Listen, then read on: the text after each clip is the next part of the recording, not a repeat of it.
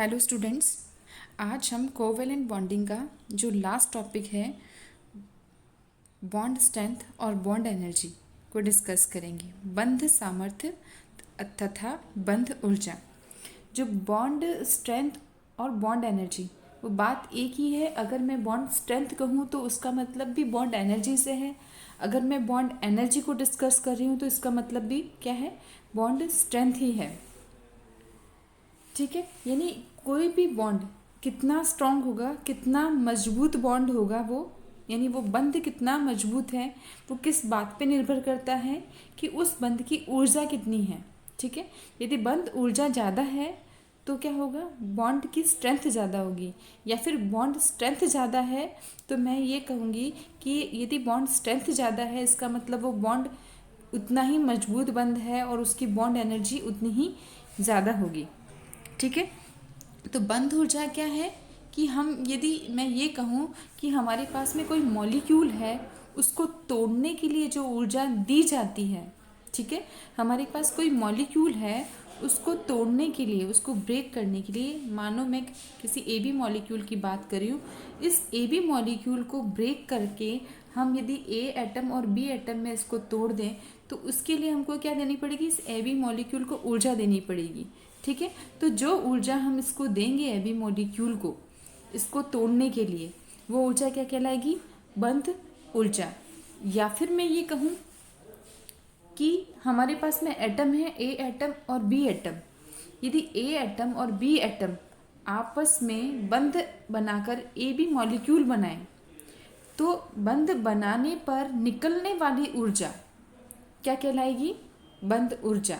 ठीक है, या तो मैं ये कहूँ कि ए बी मॉलिक्यूल को तोड़ने के लिए जो ऊर्जा दी जाती है, इस मॉलिक्यूल को जो ऊर्जा दी जाती है वो क्या कहलाती है, बॉन्ड एनर्जी। या A B molecule, A atom और बी एटम मिलके जब ए बी मॉलिक्यूल बनाते हैं तो ऊर्जा निकलती है, वो ऊर्जा क्या कहलाती है, बंध ऊर्जा।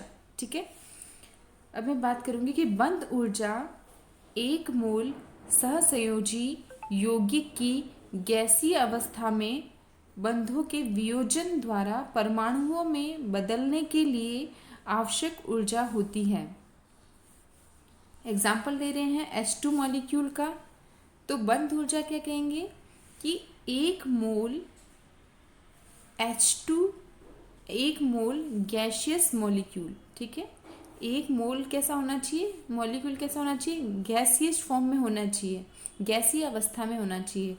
अगर एक मोल गैसियस मॉलिक्यूल को हम एनर्जी दे के, ऊर्जा दे के परमाणुओं में बदलने के लिए जो आवश्यक ऊर्जा है, ठीक है, एक मोल गैसियस मॉलिक्यूल को एटम में बदलने के लिए, एक एटम में बदलने के लिए जो आवश्यक ऊर्जा है जो H2 मॉलिक्यूल को दी जा रही है इसको तोड़ने के लिए, वो ऊर्जा क्या कहला रही है, बंध ऊर्जा।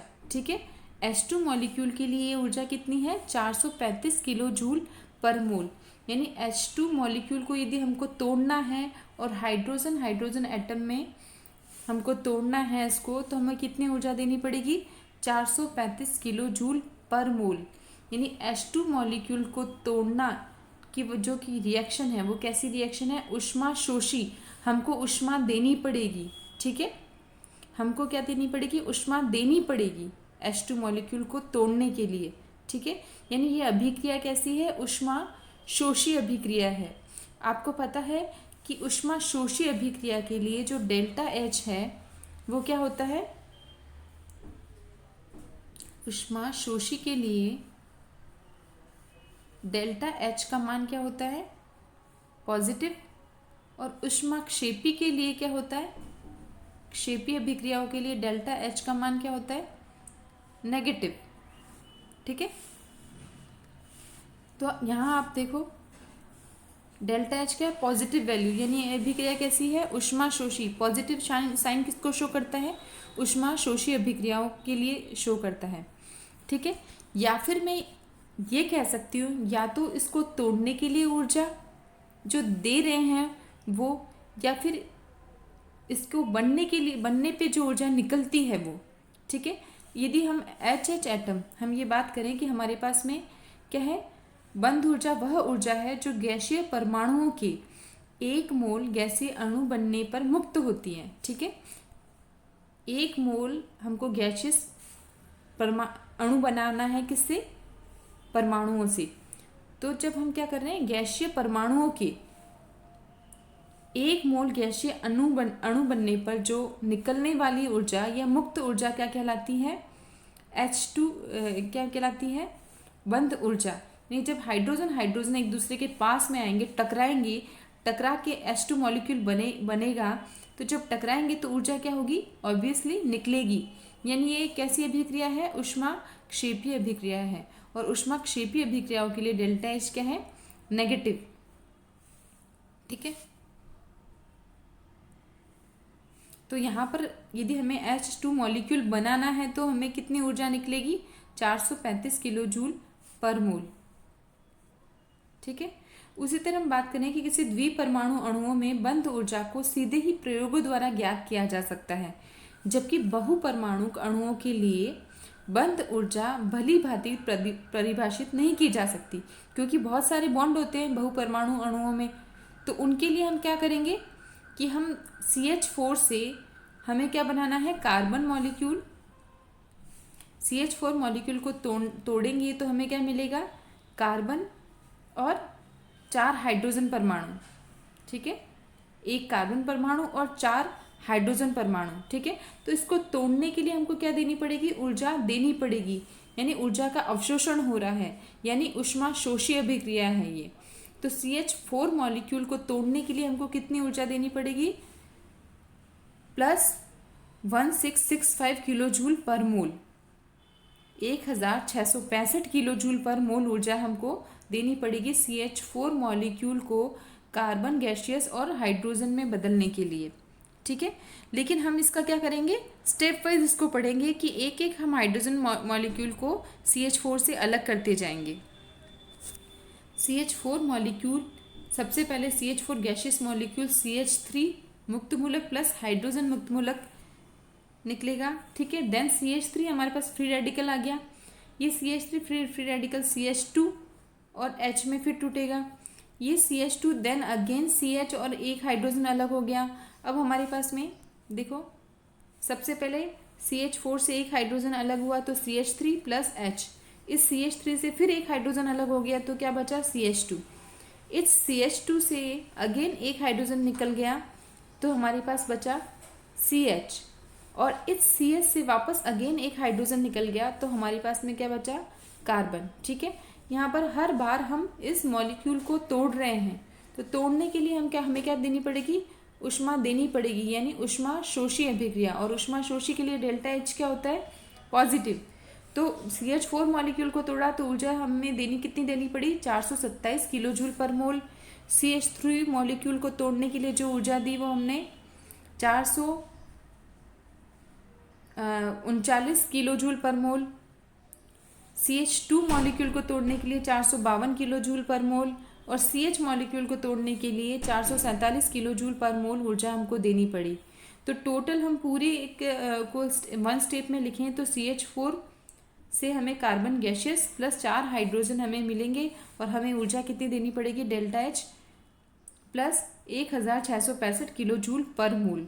और जब हम एक कार्बन हाइड्रोजन बंध की बात करेंगे तो हम क्या करेंगे? डेल्टा H जो हमें मिला है डिवाइडेड बाय 4, यानी 416 किलो जूल पर मोल। यानी एक CH जो बॉन्ड है उसकी ऊर्जा कितनी हुई? 416 किलो जूल पर मोल।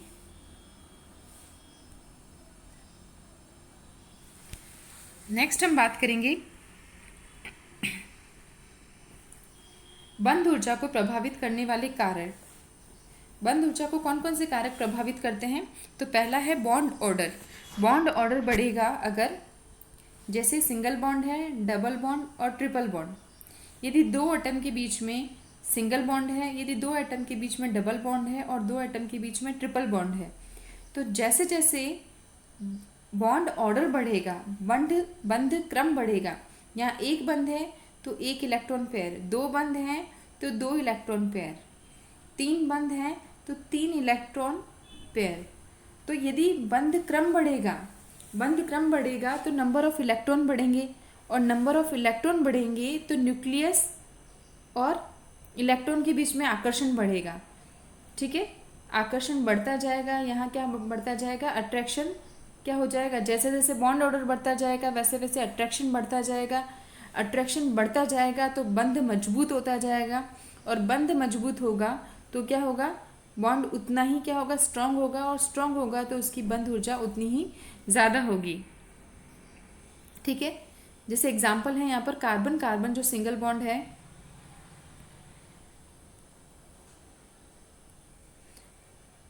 Carbon carbon single bond, carbon carbon double bond, और कार्बन कार्बन ट्रिपल बॉन्ड। ठीक है, तो कार्बन कार्बन सिंगल बॉन्ड की ऊर्जा कितनी है, 447 किलो जूल पर मोल। कार्बन कार्बन डबल बॉन्ड की 611 किलो जूल पर मोल, और कार्बन कार्बन ट्रिपल बॉन्ड की ऊर्जा है 837 किलो जूल पर मोल। तो जैसे जैसे बंध क्रम बढ़ता जाएगा तो नंबर ऑफ इलेक्ट्रॉन बढ़ते जाएंगे, नंबर ऑफ इलेक्ट्रॉन बढ़ते जाएंगे तो आकर्षण बढ़ता जाएगा, आकर्षण बढ़ता जाएगा न्यूक्लियस और इलेक्ट्रॉन के बीच में, तो बॉन्ड स्ट्रेंथ बढ़ेगी, और बॉन्ड स्ट्रेंथ बढ़ेगी तो ऑब्वियसली बॉन्ड एनर्जी बढ़ती जाएगी। ठीक है, उसी तरह से नाइट्रोजन नाइट्रोजन की बात कर रहे हैं कि nitrogen nitrogen single bond, nitrogen nitrogen double bond, और नाइट्रोजन नाइट्रोजन ट्रिपल बॉन्ड। तो बंध ऊर्जा क्या है, नाइट्रोजन नाइट्रोजन सिंगल बॉन्ड की 159 किलो जूल पर मोल,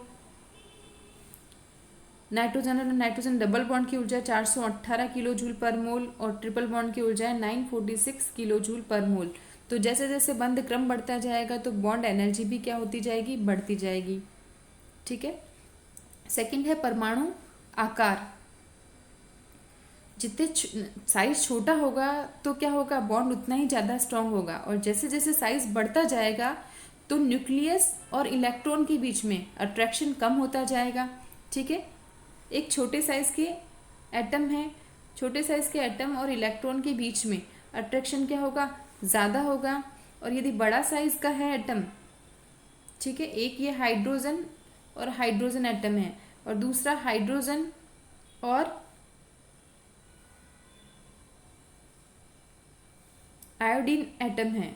ठीक है, तो न्यूक्लियस और इलेक्ट्रॉन के बीच में क्या हो जाएगी, डिस्टेंस बढ़ने से क्या हो जाएगा, अट्रैक्शन कम हो जाएगा, और ये बॉन्ड आसानी से टूट जाएगा, जबकि इसको तोड़ने के लिए ज़्यादा ऊर्जा देनी पड़ेगी, क्योंकि यहाँ पर न्यूक्लियस और इलेक्ट्रॉन के बीच में इतना डिस्टेंस बढ़ने के कारण अट्रैक्शन क्या हो जाता है, कम होता जाता है।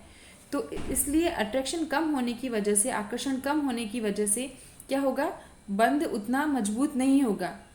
ठीक है, तो जैसे जैसे साइज बढ़ता जाएगा तो क्या होगा, अट्रैक्शन कम होता जाएगा और बंध सामर्थ्य कम होता जाएगा, और बंध सामर्थ्य कम होगा तो क्या होगा, बॉन्ड एनर्जी भी क्या होती जाएगी, कम होती जाएगी। ठीक है, हम यहाँ देख रहे हैं H2 molecule, HCl molecule, HBr molecule और HI मॉलिक्यूल। ठीक है, तो जैसे जैसे साइज बढ़ता जा रहा है तो हम देख रहे हैं बॉन्ड एनर्जी भी क्या हो रही है, किलो जूल पर मोल में जो ऊर्जा है वो क्या होती जा रही है, कम होती जा रही है। H2 मॉलिक्यूल में 435 किलो जूल पर मोल, HCl में 431 किलो जूल पर मोल, और HBr में 368 किलो जूल पर मोल, और HI मॉलिक्यूल में 297 किलो जूल पर मोल।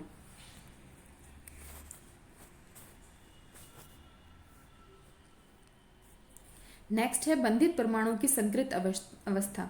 हम जानते हैं कि किसी संकृत कक्षक साधारण कक्षकों की तुलना में प्रभावी अतिव्यापन के कारण अधिक प्रबल बंध बनाते हैं।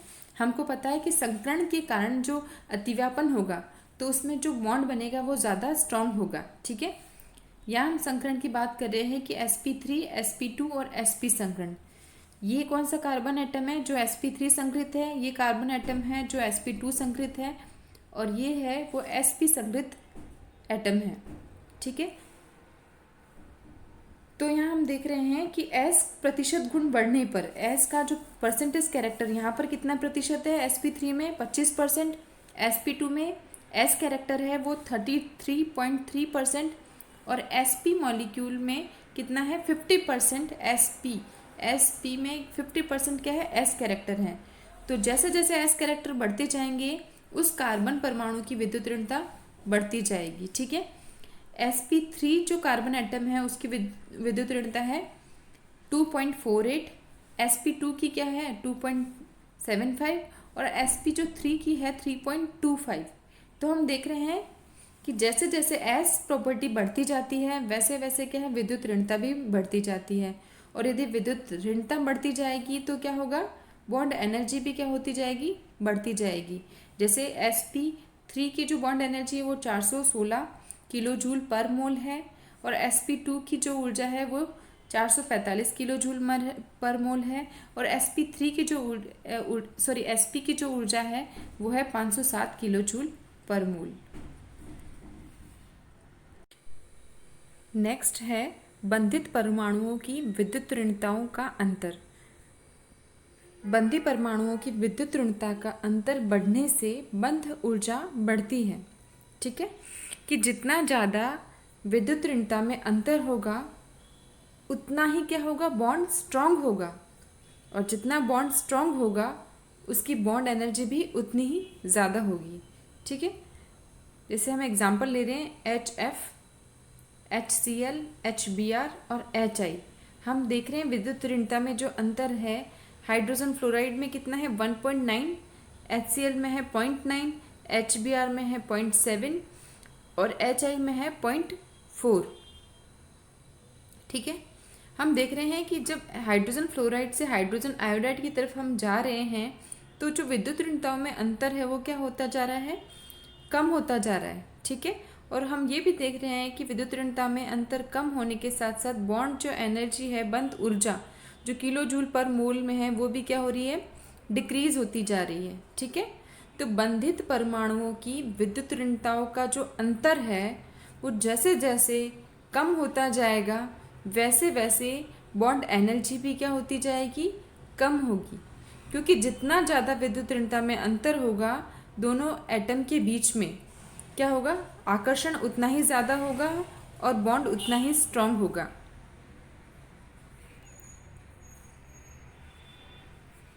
नेक्स्ट है अनाबंधी इलेक्ट्रॉनों की उपस्थिति। पांचवा पॉइंट है अनाबंधी इलेक्ट्रॉनों की उपस्थिति। बंधी परमाणुओं पर अनाबंधी इलेक्ट्रॉन की उपस्थिति के कारण बंध में इलेक्ट्रॉन प्रतिकर्षण होता है। ठीक है, ये कह रहा है कि यदि नॉन बॉन्डिंग इलेक्ट्रॉन या लोन पेयर ऑफ इलेक्ट्रॉन यदि किसी भी मॉलिक्यूल में प्रेजेंट है तो उसमें क्या होगा, यदि lone pair of electron present है तो लोन पेयर ऑफ इलेक्ट्रॉन क्या करेंगे, रिपल्शन। आपने संकरण में पढ़ा था कि सबसे ज़्यादा प्रतिकर्षण किसकी वजह से होता है, लोन पेयर की वजह से, then lone pair bond pair की वजह से और देन बॉन्ड पेयर की वजह से होने वाला प्रतिकर्षण। तो किसी मॉलिक्यूल में यदि लोन पेयर ऑफ इलेक्ट्रॉन है तो उसमें क्या होगा, प्रतिकर्षण ज़्यादा होगा और प्रतिकर्षण ज़्यादा होगा तो बॉन्ड उतना स्ट्रॉन्ग नहीं होगा। ठीक है, तो जिनमें लोन पेयर ऑफ इलेक्ट्रॉन पाए जाएंगे उनकी बॉन्ड एनर्जी कम होगी, बॉन्ड स्ट्रेंथ कम होगी। ठीक है, जैसे कि एग्जांपल है यहाँ पर H2 मॉलिक्यूल और दूसरा F2 मॉलिक्यूल। हमें पता है H2 मॉलिक्यूल में 0 अनपेयर्ड इलेक्ट्रॉन है, 0 लोन पेयर ऑफ इलेक्ट्रॉन है, तो इसकी बॉन्ड एनर्जी कितनी है, 435 किलो जूल पर मोल। जबकि F2 मॉलिक्यूल में कितने हैं, 6 लोन पेयर ऑफ इलेक्ट्रॉन है। 6 कैसे, एक फ्लोरीन दूसरा फ्लोरीन, कितने आउटर मोस्ट में 7 इलेक्ट्रॉन, 1 2 3 4 5 6 7, 1 2 3 4 5 6 7।